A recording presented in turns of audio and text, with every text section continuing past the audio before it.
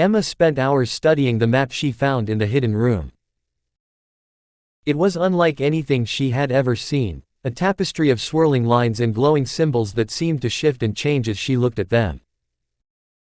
Each symbol represented a different realm, and some were marked with a faint red glow, indicating danger or imbalance.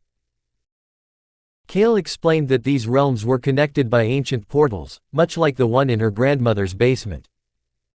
Your grandmother was tasked with maintaining the balance between them, he said.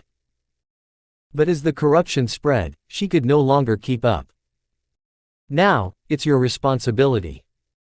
Emma traced a finger over one of the glowing symbols. Where do we start? Kale pointed to a realm marked with a tree symbol. The forest expands. It's the closest to collapse.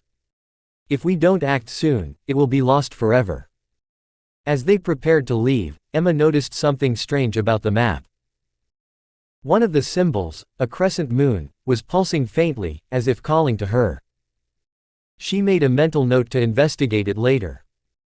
The portal to the forest expanse was hidden in an ancient oak tree deep in the woods. As Emma and Kale stepped through, they were greeted by a lush, vibrant forest. But something was wrong. The trees were withering, their leaves turning black and falling to the ground. The air was thick with the scent of decay. A small creature, no taller than Emma's knee, emerged from the underbrush. Its skin was bark-like, and its eyes glowed with a faint green light.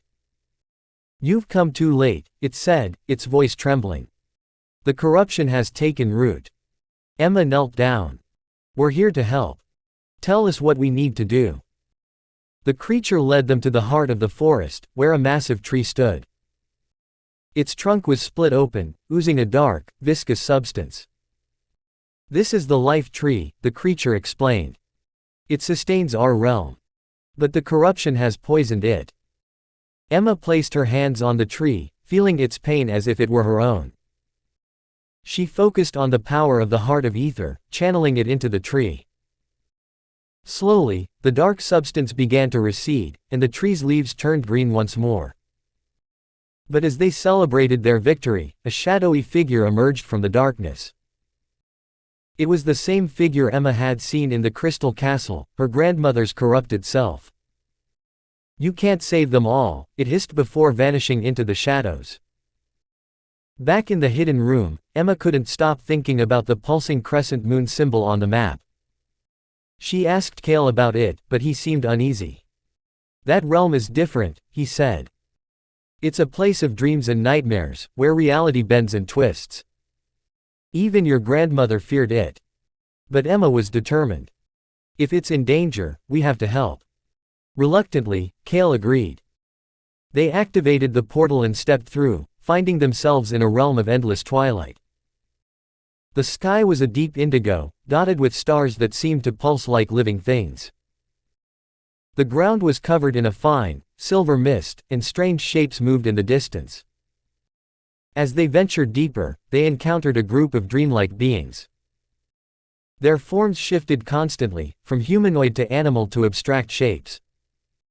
They spoke in riddles, warning Emma of a shadow that devours dreams. Suddenly, the ground beneath them began to shake.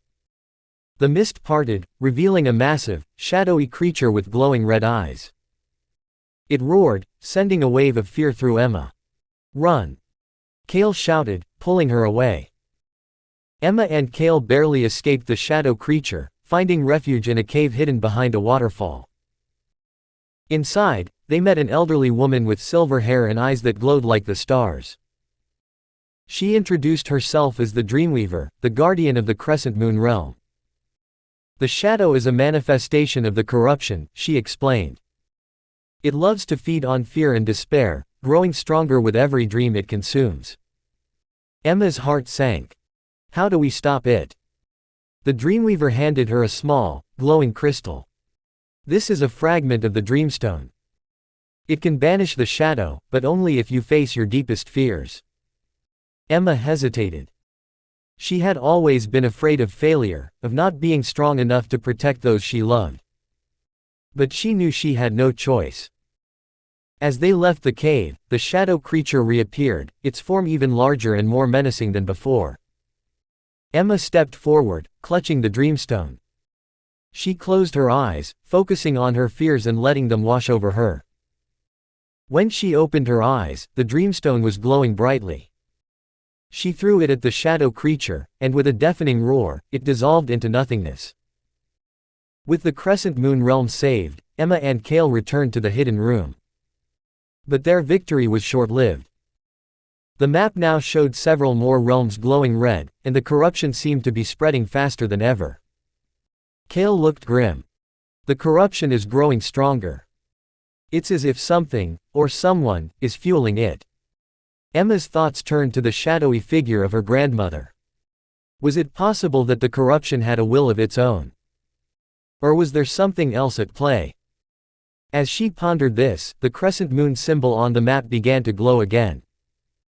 But this time, it wasn't pulsing, it was flashing, as if in warning. Emma's heart raced. We need to find out what's happening. Now. Kale nodded. But be prepared. Whatever we find, it won't be easy.